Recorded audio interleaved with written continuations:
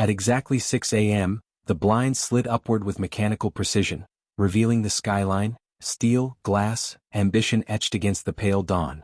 The city below buzzed with restless energy, but in the penthouse perched high above it all, silence reigned. Jonathan sat on the edge of his bed, already awake, his back straight and his jaw set. He had been up long before the blinds obeyed their timer. The room around him gleamed with curated perfection. A Harvard diploma framed in mahogany. A Forbes Top 40 Under 40 plaque. A bold abstract painting he had purchased because an art dealer had called it a statement piece. Everything screamed success except the one object out of place, a cracked photograph on the dresser. In it, a younger Jonathan smiled with his late mother, her arm wrapped around him with warmth no amount of money could replicate. He let his gaze linger there longer than he should have, before forcing himself to stand. He crossed the kitchen, movements precise as if scripted. The espresso machine hissed obediently. He poured, stirred, sipped. Across the long glass dining table, polished to perfection, sat a single plate, one set of cutlery, one life. 12 chairs surrounded it, but no one else had ever been invited to sit. His phone buzzed against the tabletop. A message from Maya, his assistant and oldest friend. Maya. Marcus still insists tonight's blind date is good for you. No excuses. At least try. Jonathan's lips pressed thin. He had dodged dates before, sometimes with legitimate emergencies, sometimes with manufactured ones. The problem was always the same. Women didn't want Jonathan, the man. They wanted Jonathan Hale, the CEO, the billionaire, the trophy. His thumb typed a single word in reply. Cancel. But as he stared at the glowing letters, his reflection glared back from the dark screen. Tailored haircut, sharp jawline, the face of a man people recognized for his money, not his soul. He hesitated. Deleted the draft. Another buzz. This time from Marcus, his friend since prep school. Marcus, she doesn't know your name, John. Just Sam. No last names. No LinkedIn checks. Think of it as research. Research. Jonathan let the word roll around in his mind. Not romance. Not vulnerability. An experiment. If she liked Sam, the broke delivery freelancer, then maybe she wasn't chasing a bank account. He rose and walked back to the wardrobe. The rows of designer suits gleamed under recessed lighting, soldiers of power and status. But past them, hidden at the back, sat an old duffel bag. Inside, worn jeans, a scuffed leather jacket, sneakers with frayed soles. Relics of a life before billions had locked him in glass towers. He pulled the clothes out and laid them neatly on the bed. Tonight he wouldn't be Jonathan Hale, the billionaire. Tonight he would be Sam. Let's see if kindness can survive the disguise, he murmured to no one. Outside, the city hummed, unaware the richest man in its skyline was about to step into its streets as if he had nothing at all. By mid-morning, Jonathan's penthouse silence was replaced by the steady hum of his downtown office. Floor-to-ceiling windows stretched behind his desk, giving him a god's-eye view of the city. The space was sleek, glass, chrome, and minimalist decor, but the energy here was alive in a way his home never was. Assistants rushed with files, executives shuffled nervously before presentations, and the low thrum of ambition seemed to pulse through the air. Yet even here Jonathan felt the divide. To them he was the CEO, the man who signed checks, not someone they truly knew. Maya stepped into his office without knocking, one of the few allowed such privilege. Her sharp bob framed her face, and her no-nonsense demeanor carried the calm authority of someone who had kept Jonathan's world running for a decade. Behind her trailed Marcus in his tailored navy suit, grinning like he'd just won a bet. You saw my message, Maya said flatly, sliding a folder onto Jonathan's desk. And mine, Marcus added, dropping into the chair across from him. Don't tell me you're bailing again. Jonathan leaned back, steepling his fingers. I considered it. Then I considered trying. Marcus raised a brow. That's new. Not new, Jonathan corrected. Just overdue. But it won't be on their terms. Tonight I'm not Jonathan Hale. I'm Sam. No penthouse. No cars. No name that gets Googled before dessert. Maya crossed her arms. So what? You're going to lie? Jonathan's gaze flicked to her, unwavering. I'm going to protect myself. If she's genuine, she won't care what I have, or don't have. Maya sighed, her features softening just slightly. And if she does care? Then we save time, Jonathan replied. Marcus chuckled. Classic Hale. Turn a blind date into a case study. It's not a game, Jonathan said quietly, his voice tightening. Do you have any idea how exhausting it is, wondering if every smile is attached to a dollar sign? I don't need someone dazzled by champagne dinners. I want someone who would share takeout with me on the curb and not think less of me for it. Silence stretched for a beat, broken only by the muffled hum of the office beyond. Maya studied him, her expression unreadable. Finally she exhaled. Fine. But if you're going to do this, at least do it right. No credit cards, no drivers, no accidental Mr. Hale, slipping from a waiter's lips. Full commitment. Marcus grinned. Don't worry. I've set up the date at a diner. Cheap, cheerful, no caviar in sight. She thinks she's meeting a guy named Sam who works deliveries and freelances when he can. That's it. Jonathan nodded once, resolute. Good. Maya's eyes softened, though her tone remained brisk. I just hope you remembered, John. If she likes you, really likes you, then at some point you'll have to tell her who you are. And that's where the real test begins. Jonathan turned back toward the skyline, hands clasped behind his back. The city sprawled endlessly, its millions of lives threading together, anonymous, uncalculated. That, he murmured almost to himself, is the only test worth taking. The bell above the diner door jingled as Jonathan stepped inside, a gust of evening air trailing him. Gone was the polished armor of bespoke suits. In their place, worn jeans, scuffed sneakers, and a leather jacket that smelled faintly of old nights. For the first time in years, he wasn't Jonathan Hale, CEO of Hale Enterprises. Tonight he was just Sam. The diner buzzed with life. Waitresses in faded aprons darted between booths, the smell of sizzling bacon and frying onions hanging thick in the air. Neon lights flickered faintly against rain-speckled windows. It was noisy, ordinary, unpolished, exactly what he wanted. He scanned the room. Couples leaned in close over milkshakes, tired truckers hunched at the counter, college kids laughed too loud in the corner. Then his eyes found her. She sat alone in a booth near the back, hands wrapped around a chipped coffee mug as if the warmth mattered more than the drink itself. A plain white blouse hung loosely on her slender frame, and her hair, though brushed, had a slight unkempt softness that spoke of someone who didn't always have the luxury of vanity. She wasn't draped in designer labels. She wasn't checking her phone every 5 seconds. She simply waited. Jonathan's chest tightened unexpectedly. He forced himself to move, each step measured. Emily? He asked when he reached the booth. She looked up, and for a moment the noise of the diner seemed to fade. Her eyes were warm, open, yet guarded in some way he couldn't quite place. She smiled, small but genuine. You must be Sam. Yeah. He slid into the seat across from her, the leather creaking. Sorry if I'm late. You're right on time, she said softly, setting her mug down. I was early. Old habit. A waitress appeared with 2 menus, scribbled their drink orders and left them in silence. Jonathan cleared his throat, trying to summon the smoothness he had in boardrooms. It didn't come. So, Marcus probably told you, I do deliveries. Freelance side jobs when I can. Emily nodded, no judgment in her expression. That sounds like hard work. He blinked. Most people would have asked how much he made, whether he had plans for a real career. Instead, she simply acknowledged it as though dignity existed in effort itself. What about you? He asked. She hesitated, fingers tracing the rim of her cup. I do odd jobs too. Cleaning, sometimes help at shelters, anything that comes along. Nothing fancy.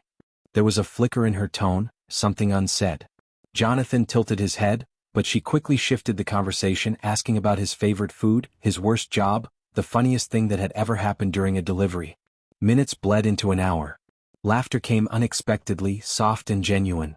For the first time in years, Jonathan felt like he wasn't being measured, analyzed, or appraised. She wasn't leaning in because of who he was supposed to be, she was listening to him. As the waitress refilled their coffees, Emily reached for her bag on the seat beside her. The strap was fraying, the fabric worn thin. When she caught Jonathan's glance, she tucked it away quickly, cheeks coloring. And in that small, fleeting gesture, Jonathan felt the first spark of suspicion. Emily wasn't just modest. She was hiding something far heavier. But for now he let it go. Tonight wasn't about secrets. Tonight was about possibility. The diner had thinned out as the night stretched. Truckers paid their bills, college students shuffled out in groups, and the clatter of dishes echoed from the kitchen. Jonathan and Emily lingered in their booth, their conversation having drifted from awkward introductions to shared stories that felt oddly comfortable.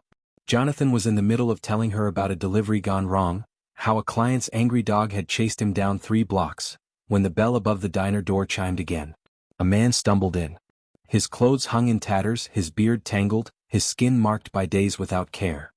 He carried the sharp, unmistakable air of the streets.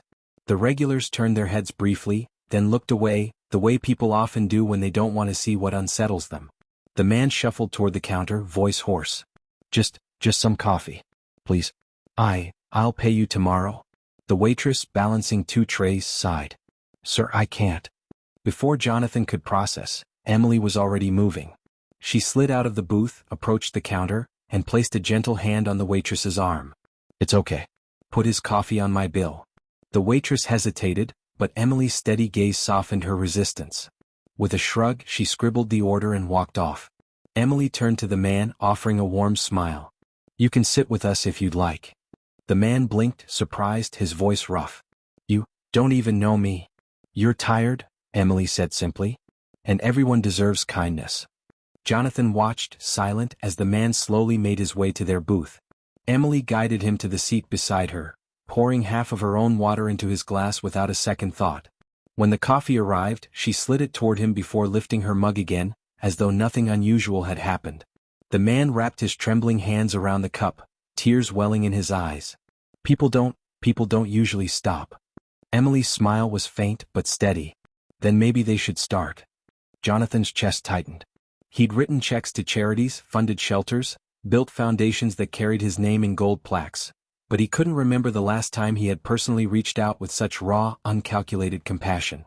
Watching her, he realized this wasn't a performance. She wasn't doing it for applause or recognition. She didn't know who he was, and yet she chose kindness anyway. The man sipped slowly, murmured his gratitude again, and eventually left with steadier steps. The diner's noise returned, plates clattering, conversations resuming. But Jonathan couldn't shake what he'd just witnessed. Emily slid back into her seat across from him, as if nothing unusual had occurred. Sorry, she said softly. Where were we? Something about the dog. Jonathan stared at her, momentarily at a loss. For the first time in years, words failed him. In that silence, a thought took root in his mind. This woman doesn't just talk about kindness. She lives it. And for reasons he couldn't yet explain, that unsettled and fascinated him more than anything else. The night air was cool as Jonathan and Emily stepped out of the diner. Neon lights flickered against damp sidewalks, the city buzzing with its usual restless rhythm. For a moment they simply stood there, side by side, as though unsure how to end the evening. I had a nice time, Emily said finally, her voice soft but sincere. Jonathan nodded, his hands shoved into his jacket pockets. Yeah, me too. And he meant it. More than any dinner at a Michelin-starred restaurant, more than any glittering gala with champagne and violins, tonight had felt real. She gave him a small smile, then glanced toward the bus stop at the end of the block. I should get going. Early morning tomorrow. Right, Jonathan said, forcing himself not to ask questions he wasn't supposed to. He was Sam tonight, not Jonathan Hale. Sam didn't have a chauffeur waiting or a penthouse overlooking the city. Sam had no reason to offer her a ride in a car he didn't own. So he simply nodded. Good night, Emily. Good night, Sam. She walked away, her figure lit briefly by passing headlights before she disappeared into the shadows near the bus stop. Jonathan stood there longer than he intended, staring after her, something tugging at him. Eventually he turned and made his way back to the underground garage 2 blocks away, where his driver, waiting discreetly, opened the door of the sleek black car. As he slid into the leather seat, Jonathan felt the jarring contrast between the warmth of the diner and the sterile comfort of luxury. He leaned back, silent, replaying the moment Emily had offered her last few dollars of kindness to a stranger. Home, sir? The driver asked. Yes. His voice was low, distracted. The city blurred past the tinted windows, neon signs smearing into streaks of light. Jonathan couldn't shake the thought. For all his wealth, he had never felt as rich as he had sitting across from Emily, watching her give freely without hesitation. Meanwhile, across town, Emily's night ended very differently.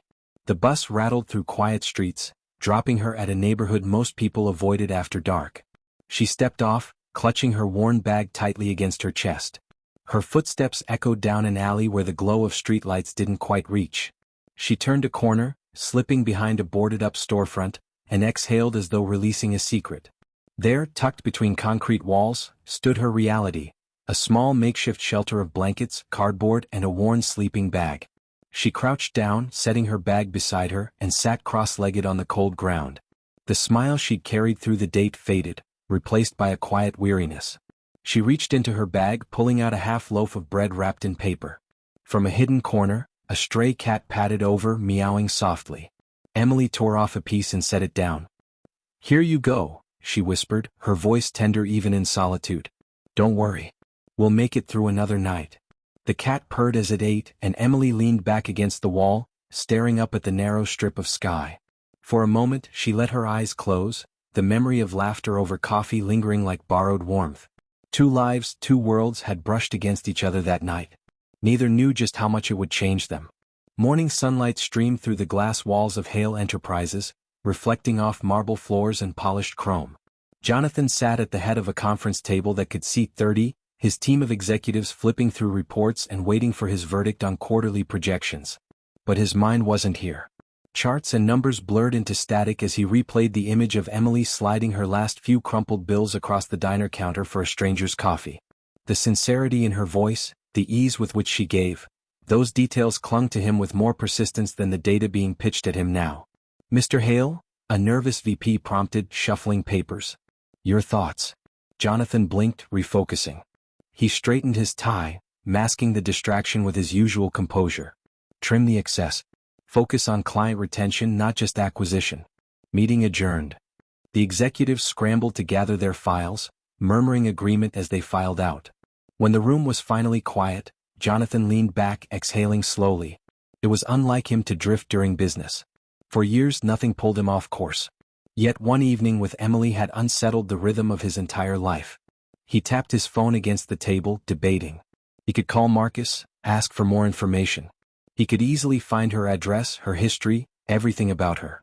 That was the power of Jonathan Hale. But Sam, the version of himself she knew, wouldn't do that. Sam had to discover her naturally. He pocketed the phone, decision unfinished, and stood. Meanwhile, across the city, Emily's morning was far less polished. She woke stiff and chilled in her makeshift shelter, the city already loud around her. Carefully, she folded her blanket and tucked her bag behind the boarded storefront, disguising it from passers-by. To anyone else, she would look like just another woman on her way to work. Today, she headed toward the community center where she sometimes cleaned in exchange for small cash. The manager, Mrs. Alvarez, greeted her with a tired smile. "You're early again." Emily shrugged. "Better than being late." She tied on an apron and began scrubbing tables, sweeping floors, wiping down windows. The work was hard, unglamorous, but it kept her grounded. It reminded her she still had dignity, still had something to give, even when she had little for herself. During her break, she sat on the back steps with a sandwich Mrs. Alvarez had quietly slipped her. Emily ate slowly, savoring each bite, her mind drifting back to the night before. She hadn't expected to enjoy Sam's company. But he had listened, really listened, without judgment or impatience. For someone who lived on the margins, being seen felt like the rarest gift. Back in his office, Jonathan found himself staring at his calendar. Meetings, board calls, dinners with investors. None of it stirred him. Instead, a quiet question needled at him. Who is she really? For a man who had everything, it was a question both dangerous and irresistible. And though Jonathan didn't know it yet, their worlds were on the verge of colliding in ways neither could control. Jonathan wasn't a man who waited. In business, he struck before competitors could react. Yet, when it came to Emily, patience tugged at him in a way he couldn't explain. Still, he couldn't ignore the pull any longer. So, 2 nights after their first date, Jonathan walked back into the same diner. This time he came early, settling into a booth with a black coffee. The waitress raised an eyebrow. Most men like him didn't come back twice. "Expecting company?" she asked. Jonathan only offered a small smile. "Hoping." The bell above the door jingled, and there she was, Emily, with her worn satchel slung over one shoulder, her blouse simple but clean. She froze briefly when she spotted him, surprise flickering across her face, then slowly approached his booth. "You again?" she said, her voice laced with cautious amusement. "Me again," Jonathan replied, gesturing to the seat across from him. "I wasn't sure you'd come." "I wasn't sure I would either," Emily admitted, sliding into the booth. "But, here I am." They talked, at first with the hesitance of 2 people testing waters. Emily asked about his supposed delivery routes. Jonathan, improvising carefully, spun stories about long hours and strange customers. In return, she spoke about cleaning jobs, about volunteering at shelters, about the little joys, like a child's laugh or a stranger's smile, that kept her going. Her words struck him. She wasn't embellishing, wasn't selling a curated version of herself. She was simply honest, and that honesty was magnetic. When the waitress set down their meals, 2 simple plates of pancakes and eggs, Jonathan noticed Emily cut hers carefully, eating only half before sliding the rest to the side. "Not hungry?" he asked. "I'm fine," she said quickly, her tone light but evasive. "I don't like eating too much at night." Jonathan didn't press, though he made a mental note. Instead, he nudged his own plate toward her. "Then help me finish. I ordered too much." Emily hesitated, then smiled gratefully, taking a bite. "You're terrible at lying, you know." Jonathan chuckled, caught off guard. "Maybe. Or maybe I'm just trying to share." They lingered over coffee until the diner began dimming lights for closing. Jonathan found himself laughing more than he had in years, his guard slipping away without him realizing. She wasn't dazzled by him, she didn't even know who he truly was. And yet, she made him feel more seen than anyone in his penthouse life ever had. As they stepped outside, drizzle misting the pavement, Jonathan hesitated. "Would you want to do this again? Maybe tomorrow?" Emily studied him for a moment as though weighing the risk. Finally she nodded. "Tomorrow." Her answer lit something inside him, a spark that felt dangerous and undeniable. As she walked away toward the bus stop, Jonathan remained rooted to the spot, rain dampening his jacket. For once, the city around him didn't feel cold. It felt alive. The next evening, Jonathan arrived at the diner before Emily again. He chose the same booth, coffee in hand, rehearsing in his mind the storylines he had pieced together for Sam. Delivery jobs. Side hustles. Nothing flashy. Simple. Ordinary. When Emily walked in, rain dripping from her hair, she looked at him with a warmth that unsettled him. Not because it was unwelcome, but because it was real. He wasn't used to being seen without the filter of wealth. "You're early again," she teased, sliding into the booth. "Habit," Jonathan said. "I like being on time." Emily raised an eyebrow. "More like you hate being late." He chuckled, caught. "Maybe both." They ordered dinner, 2 burgers and fries, and as they ate, Jonathan found himself slipping into old rhythms. When Emily mentioned a local shelter struggling with funding, his instinct was immediate. "They need to restructure their budget," he said, leaning forward. "If they cut overhead by even 10% and reinvested in outreach, they could." He stopped abruptly. Sam, the broke freelancer, wasn't supposed to talk like a man who had chaired a dozen nonprofit boards. Emily tilted her head, curious. "You sound like you've run a place like that before." Jonathan quickly took a sip of coffee, masking the slip. "I just pay attention, I guess." Her gaze lingered on him, thoughtful but kind. She didn't press, and the conversation drifted back to lighter topics. Still, Jonathan felt the crack in his disguise widen. Later, as they walked outside, the city damp with mist, Emily hugged her worn satchel closer. "Can I ask you something?" "Of course," Jonathan said, careful. "Why are you really here?" Her tone wasn't suspicious, just searching. "Most guys, they don't come back after one date." "Not with me." Jonathan's chest tightened. He wanted to tell her everything, that she wasn't just another date, that she had shaken something awake in him. But the words tangled with the secret he still held. "Because I like being here," he said finally. "With you." Emily studied him for a moment, then smiled faintly. "That's a good answer." They stopped at the bus stop where she would part ways. As the bus rumbled closer, Jonathan's eyes fell on the frayed strap of her bag, the way her shoes were starting to give at the seams. Details he hadn't noticed before, or maybe hadn't wanted to. He wanted to offer help, but he knew it would break the fragile trust between them. Sam didn't have money to give.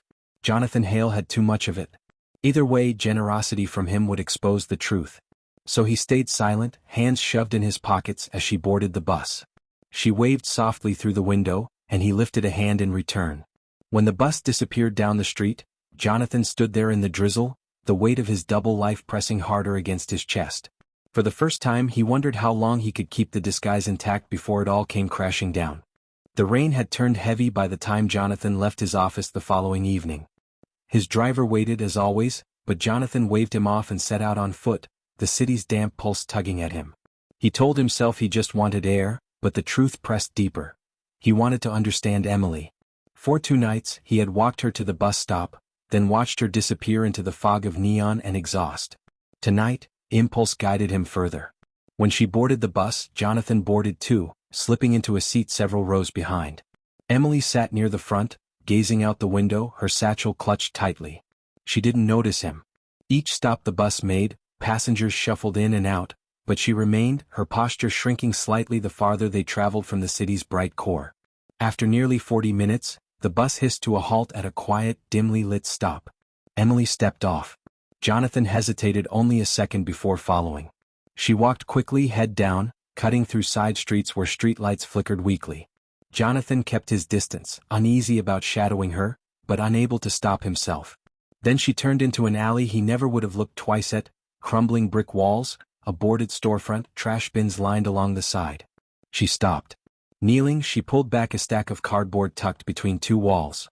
Behind it, Jonathan glimpsed a thin roll of blankets, a worn sleeping bag and a few neatly stacked belongings. A plastic container with clothes, a small box of toiletries, a half loaf of bread. Emily exhaled softly, the kind of sound people make when shedding a mask. She sat cross-legged on the ground, pulling her blanket over her shoulders. From the corner, a stray cat emerged, winding around her legs. She smiled faintly, breaking off a piece of bread to feed it. Jonathan froze. His chest constricted as reality sank in. Emily wasn't just frugal or modest or guarded. She was homeless. Every detail replayed in his mind. The frayed satchel, the way she pushed food aside at the diner, her evasiveness when asked about her life. It all fit now painfully. She had been protecting her dignity, surviving one day at a time while offering kindness to others. She barely had enough for herself. He wanted to step forward, to say something, to tell her she didn't have to hide from him. But instinct held him back. If she knew he had followed her, seen her secret without her choice, would she ever forgive him? From his shadowed vantage, Jonathan watched her lean back against the wall, stroking the stray cat, her expression calm in spite of the cold, the rain, the hunger. And in that moment, Jonathan Hale, the man who had conquered industries and commanded empires, felt powerless. He turned away before she could see him, his footsteps muffled by the rain. But one thought burned through him with sharp clarity. No one that selfless should have to live like this. Jonathan hardly slept that night. He lay in his king-sized bed, the silence of his penthouse gnawing at him, while his mind replayed what he had seen. Emily slipping into that alley, her careful hands smoothing a blanket against the cold concrete, the small smile she gave the stray cat as though she'd been given more than she actually had. The contrast between their worlds was unbearable. He sat up before dawn, pacing the length of his glass-walled bedroom. He could send someone to help her, arrange housing, stock her account with enough money to live comfortably. He had the power to erase her struggles with a phone call. But that wasn't what she wanted. He knew it. Emily hadn't asked him for a thing. She hadn't played the victim or worn her pain like bait. If anything, she went out of her way to hide it. Her pride wasn't arrogance, it was survival. And if he stepped in as Jonathan Hale, CEO, billionaire, savior, what would that make her? He imagined her face if she found out he'd been lying about who he was. The betrayal would cut deeper than any gift could mend. Jonathan poured himself a drink but didn't touch it, staring instead at the city skyline. For the first time, his wealth felt like a barrier instead of a privilege. He wanted to help, yet the very thing that gave him power also trapped him in silence. At work the next morning, his boardroom felt different. Reports droned on about quarterly growth, projections, market expansions. Jonathan sat at the head of the table, his tailored suit sharp, his watch gleaming, but his thoughts drifted to Emily eating half a pancake in a cheap diner, then saving the rest for later. "Mr. Hale?" his CFO prompted, pulling him back. "Your decision?" Jonathan blinked at the spreadsheet on the screen. Profits, losses, shares, numbers. It all blurred. "We'll revisit it," he said curtly, standing. The room hushed. Jonathan Hale never wavered. But today he couldn't summon the fire. He retreated to his office, closing the door. His reflection in the glass wall stared back, powerful, composed, untouchable. And yet, under the mask, there was a man who couldn't get one girl's resilience out of his mind. By evening, he found himself walking toward the diner again, rehearsing 100 versions of what he might say. None felt right. When Emily arrived, she smiled at him as though nothing had changed. As though the world hadn't revealed its cruelest truth the night before. She slid into the booth, ordered her usual coffee and asked how his day had been. Jonathan looked at her across the table, torn between his secret and his longing to help. The weight of his silence pressed against him, but for now, he forced a smile. "Better now," he said softly. And though Emily laughed at the cheesy line, Jonathan's heart carried the unspoken truth. Better because she was here, even if he couldn't yet tell her everything. Jonathan knew he couldn't reveal what he had seen, but doing nothing was impossible. So he began with quiet gestures. At the diner, he would forget his leftovers, sliding them across to Emily with a teasing grin.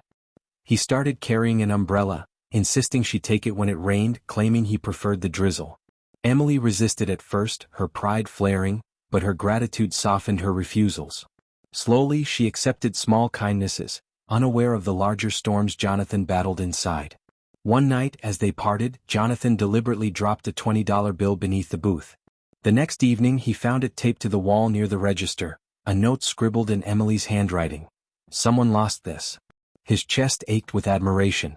She could have kept it, but she didn't. She was honest to the bone. For Jonathan, these quiet kindnesses were both balm and torture. Every act drew him closer, every smile from her cracked his disguise further. He was falling for her, and falling hard. Emily invited Jonathan one evening to a local shelter where she volunteered. He went, curious, his chauffeur discreetly parked blocks away to avoid suspicion. Inside, the scent of soup and detergent mixed with laughter from children chasing each other between worn tables. Emily was radiant there, helping serve food, kneeling to tie a child's shoe, laughing with an elderly woman who clutched her hand. Jonathan watched in awe. When a leaky faucet in the kitchen caused trouble, Jonathan instinctively took charge, directing volunteers like a seasoned leader. Emily noticed. "You're a natural," she said, wiping her hands on her apron. "Just used to organizing," Jonathan deflected, though the truth threatened to slip out. That night, walking her back, he realized the shelter showed her truest self. Resilient, selfless, alive. He wanted to be part of that world, not as Jonathan Hale but as Sam, the man she trusted. Their bond deepened with every meeting. Jonathan shared pieces of his life, true in emotion, false in detail. Emily shared her dreams, to study social work, to one day open her own shelter. They laughed over cheap coffee, argued about books, teased about music tastes. Jonathan found joy in the ordinary. With her he wasn't a CEO, he was just a man seen for who he was inside. One evening as they sat on a park bench under twinkling streetlights, Emily rested her head lightly on his shoulder. Jonathan froze, then relaxed, warmth spreading through him. It was the first time in years someone had touched him without expectation, without agenda. For the first time in his life, Jonathan Hale, the man who had everything, felt he finally had something to lose. But cracks widened. At his company, rumors swirled about Jonathan's absences. Board members pressed him about distractions. At the same time, Emily grew curious about why he never spoke of family, or why his delivery job left him so well-dressed and articulate. One evening she asked, "Sam, what are you hiding?" Jonathan's throat tightened. He kissed her hand to silence the question, whispering, "Some things are easier left unsaid." Emily looked away, her eyes clouded. Secrets break trust. The words pierced him. He wanted to tell her everything. But fear of losing her chained his tongue. The breaking point came when Emily unexpectedly saw Jonathan stepping out of a sleek black car one afternoon. She had been walking by when the door opened, and he emerged in a tailored suit, speaking briefly to a driver. Her heart dropped. That evening at the diner, she confronted him. "Who are you really, Sam?" Her voice trembled, not with anger but with hurt. Jonathan froze. The lie had stretched too far. "Emily," he began, but the words collapsed. She stood, shaking her head.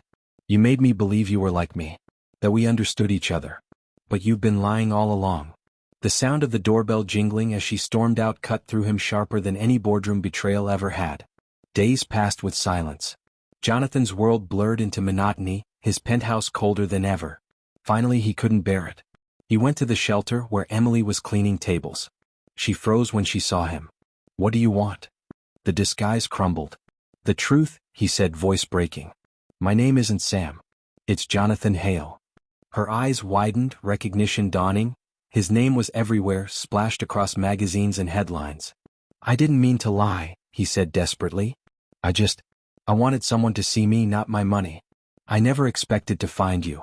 Emily's expression was a storm of betrayal and pain. "You could have trusted me. Instead, you chose to play me like a fool." He reached for her, but she stepped back. "Leave, Jonathan." For the first time in his life, Jonathan obeyed, not as a CEO but as a man broken. Weeks passed. Jonathan buried himself in work, but every late night in his penthouse brought memories of Emily, her laughter, her resilience, her kindness. Emily, meanwhile, tried to move on, pouring herself deeper into volunteer work. But his face haunted her too. Not the billionaire, but the man who had sat with her in diners, shared meals, walked her home. That man had been real even if his name hadn't. Both wrestled with the same truth. Love had bloomed but trust had withered.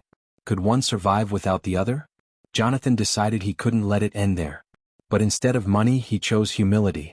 One evening Emily arrived at the shelter to find Jonathan already there. Not in a suit, not with an entourage, but in rolled-up sleeves, scrubbing floors alongside volunteers.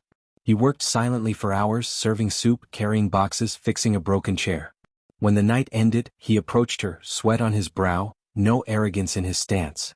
"I don't want to buy your forgiveness," he said softly. "I just want to earn it." Emily's guarded eyes softened, but she said nothing.